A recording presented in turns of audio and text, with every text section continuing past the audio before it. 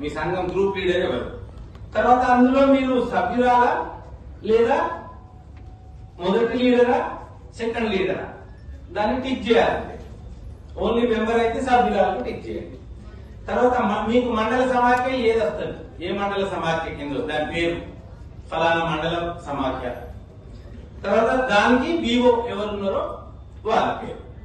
ఇది సింపులే కదమ్మా, దాంట్లో కష్టపడేది ఏం లేదు.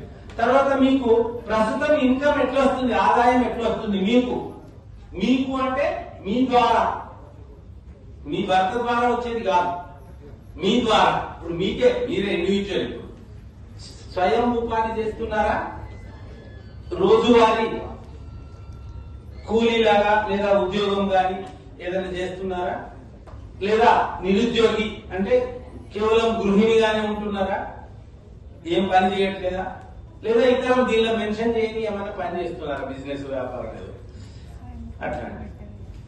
తర్వాత మీకు ఏదైనా ప్రత్యేకమైన ట్రైనింగ్ పొంది ఉన్నారా, టైలరింగ్ కానీ, జెమ్స్ ట్రైనింగ్ కానీ, ఈఎస్డిపి ట్రైనింగ్ కానీ, టైప్ రైటింగ్ కానీ, ఏదైనా అంటే ఇందులో హస్తకళలు, టైలరింగ్, ఆహార ప్రాసెసింగ్, ఎలక్ట్రికల్, ఎలక్ట్రానిక్స్ అని ఉన్నాయి. ఇవి కాకుండా మీకు ఏదైనా స్పెషల్ గా వచ్చుంటే ఇతరములలో దాని పేరు రాయాలి. తర్వాత ఇది చాలా ఇంపార్టెంట్, మీ సొంత వ్యాపారం ప్రారంభించడానికి మీరు ఇంట్రెస్ట్ గా ఉన్నారా? ఈ ప్రశ్నలు దీన్ని కొంచెం అది థిక్గా వేసి ఉన్నది, దీన్ని నేను మార్చి మళ్ళీ చెప్తాను. ఈ ప్రశ్న ఉద్దేశము మీకు డబ్బు అవసరమా కాదా, అంతే కదా, అవునా కాదా?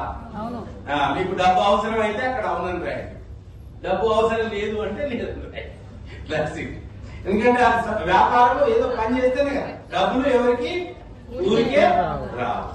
సరే, మీరు ఏ రకమైన వ్యాపారం చేయడానికి ఇంట్రెస్ట్ గా ఉన్నారు అంటే దాంట్లో మ్యానుఫ్యాక్చరింగ్, సార్ చెప్పారు మ్యానుఫ్యాక్చరింగ్ చేస్తే చాలా సబ్సిడీలు ఉన్నాయి, చాలా అవకాశాలు ఉన్నాయి, వాటిని ఉపయోగించుకోవచ్చు. ఏదైనా